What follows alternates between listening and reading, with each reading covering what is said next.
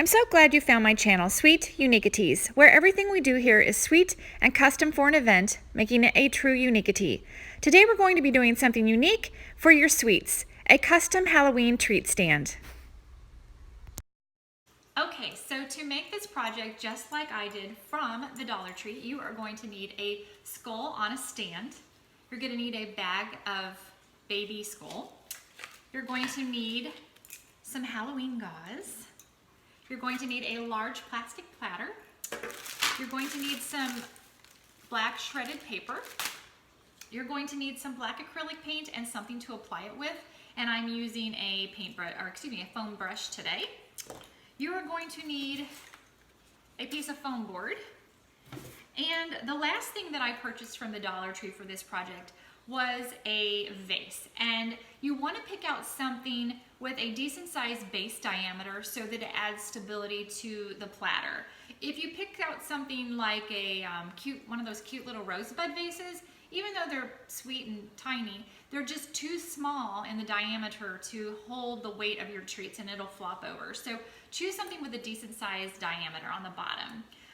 I would say you don't even have to put a base on your platter. You could actually just do the whole project and just put your platter right on the countertop. But I am a huge fan of elevating food to different levels on your buffet table or on your food table, whatever, because I think from a visual standpoint it adds so much interest. So even like if you're just serving potato chips and dip, if you take your potato chips out of the bag and you put them in some maybe decorative, just like colorful plastic bowls and elevate them to a few different heights, from a entertaining attempt standpoint, you are going to score some major points, trust me. So comment down below if you do that a lot. I have friends that do it all the time, so I'd be curious to know if all of you, if you have done that, if you'd like to see me do like a buffet one day of sweet uniquities and show you what it looks like all flat versus different heights and how I try to make my presentations look visually interesting. Let me know if you're interested. Comment down below. So I think the last thing, that you need to know about are a few things that I didn't pick up, and that would be a hot glue gun, an X-Acto knife, some E6000 glue. You can get really anywhere. I get mine at Walmart.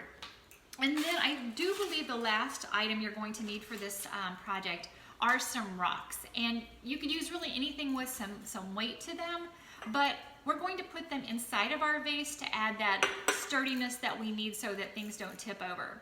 I got these, I think, at Hobby Lobby years ago. I use them for lots of different projects, but you can get them really at any craft store or Walmart.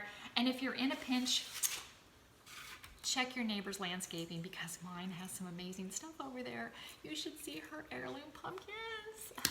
They go missing, Rhonda. Probably want to check my porch. So anyway, let's get started on today's project and get it all assembled. So let's get it going.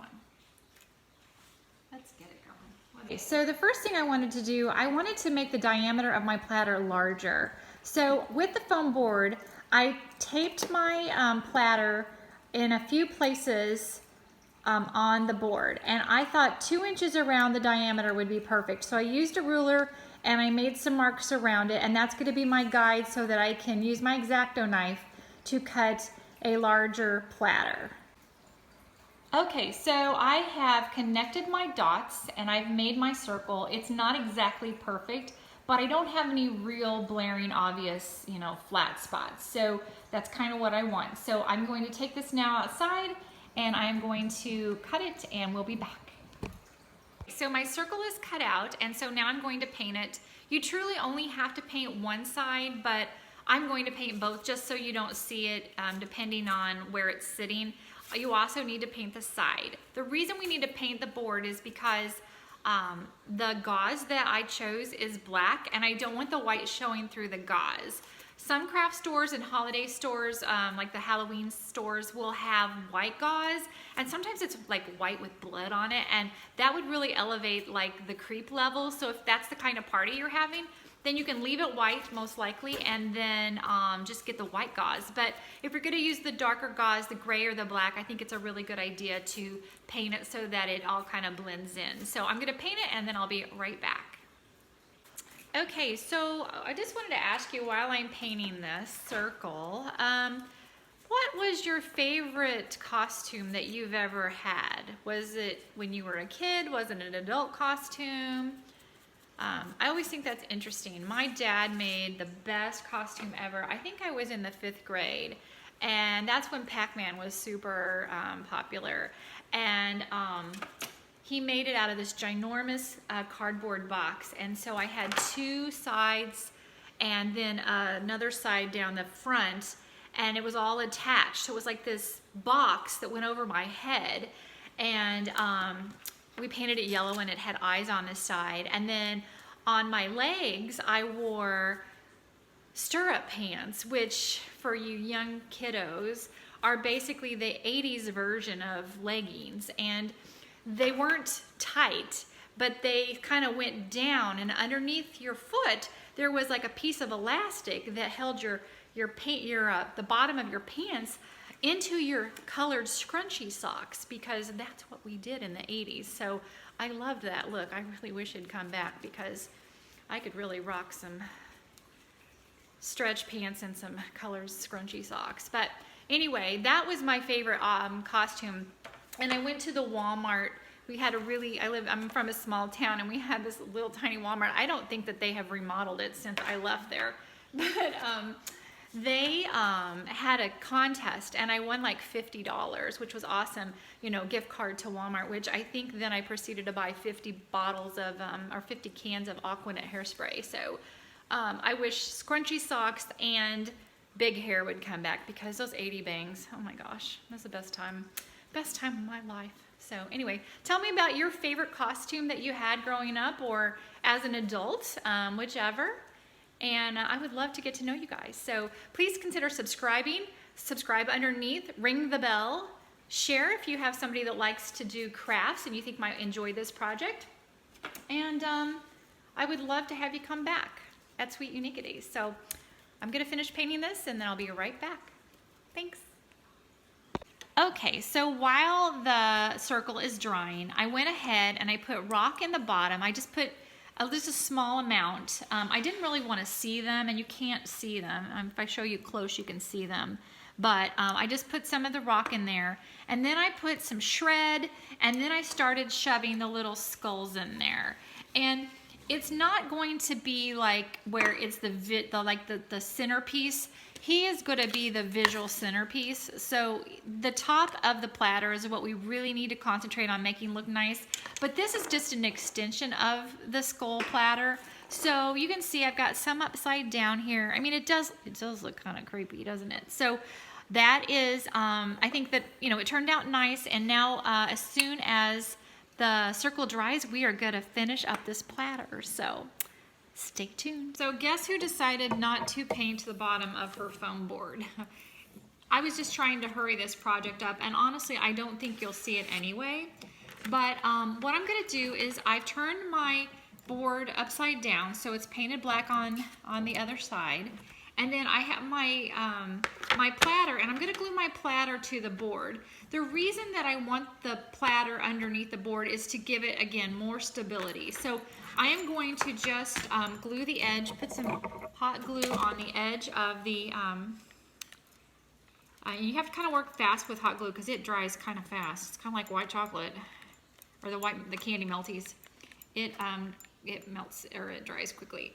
So I'm going to just put some glue along here, center it, and then we're gonna press down. So, and do not get this on your fingers because it hurts. Okay. All right, turn it upside down. There we go. Oh, that was pretty good. Okay, press it down. And then I'm gonna go around the edge and kind of add an extra seam. So do that, and then whenever we come back, we're going to add the gauze.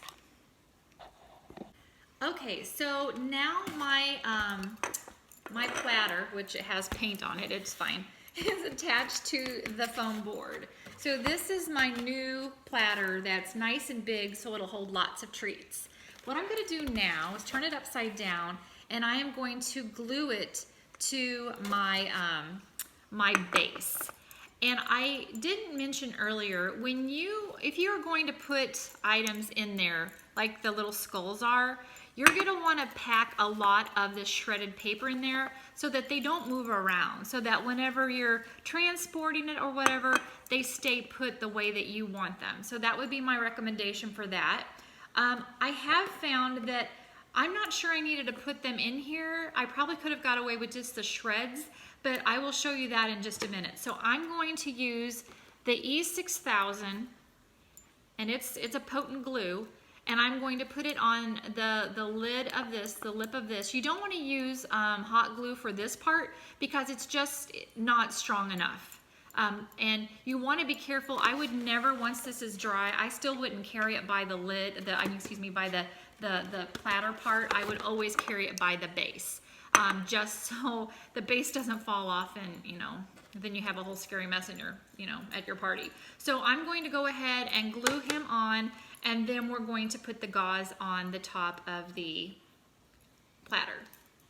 Now I've placed the gauze over the stand, and if you lift up the gauze, you can see the creepy skulls staring at you, which is awesome. I did use some black fabric to cover a 18 by 18 ceramic tile I purchased at Lowe's. I felt that it needed additional stability, not just the rocks were going to cut it. So I E6000 that to the bottom of the vase and then covered it up with some fabric so no one can see it. So when you put it all together, you can see it looks fantastic. So I hope you'll consider subscribing, liking, sharing, and commenting down below what your thoughts are about this Halloween display. Have a sweet and unique day, and we'll see you all in the next video.